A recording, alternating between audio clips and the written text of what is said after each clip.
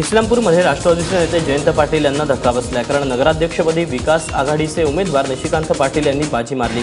असं असलं तरी राष्ट्रवादीला मात्र 14 जागांवर यश मिळालंय, तर विकास आघाडी 13 जागांवर विजयी झाली आहे, तर एका जागेवर अपक्षानं बाजी मारली आहे। गेल्या 31 वर्षांपासून इस्लामपूरमध्ये पाटील घराण्याची सत्ता होती, मात्र यावेळी जयंत पाटलांचं साम्राज्य खालसा झालं। खरं तर इस्लामपूर नगरपालिकेनं शुद्ध पाणी, मोफत वायफाय, अद्ययावत गार्डन उभारलं होतं, पण लोकांनी राष्ट्रवादीला डावललं। शिर्डी नगर परिषदेत सत्ता राखण्यात विरोधी पक्षनेते राधाकृष्ण विखे पाटील यांना यश आलं।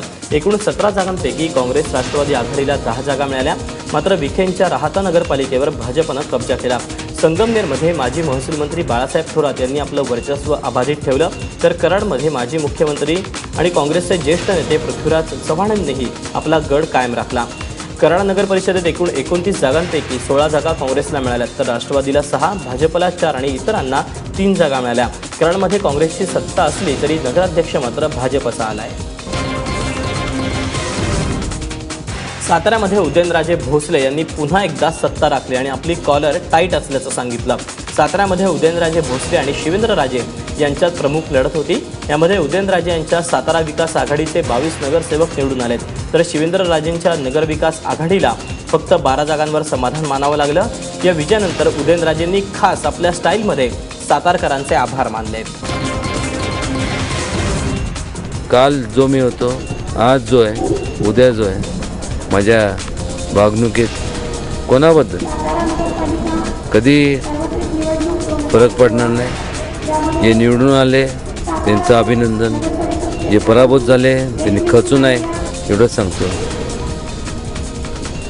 खूप प्रेम करतो तुमच्या संपूर्ण सातारकरांवर, माना न माना आणि सगळ्यांवरती फरक पडणार नाही। तेव्हा आणि आज सुद्धा स्टाईल इज स्टाईल। वाटलं होतं की शिवेंद्रराजांकडनं अपेक्षा होत्या, पण बारामतीच्या दावणीला ते बांधले गेले, लोकांचा छळ झाला आणि मला ते मान्य नव्हतं। मी माझी बांधिलकी समाजाची, तुम्ही मला खासदारकीला निवडून मत द्या नाही द्या, मला पाडा, पण एक सांगतो, पाडत असताना मतदान विरोधात करत असताना एक लक्षात ठेवा, एक सक्षम उमेदवार तरी तुम्ही उभं करा, जो तुमची प्रामाणिकपणे सेवा करा। आणि असा जर तुम्ही उमेदवार निवडला तर प्रामाणिकपणे सांगतो, त्याचा प्रचार प्रमुख मी असेल।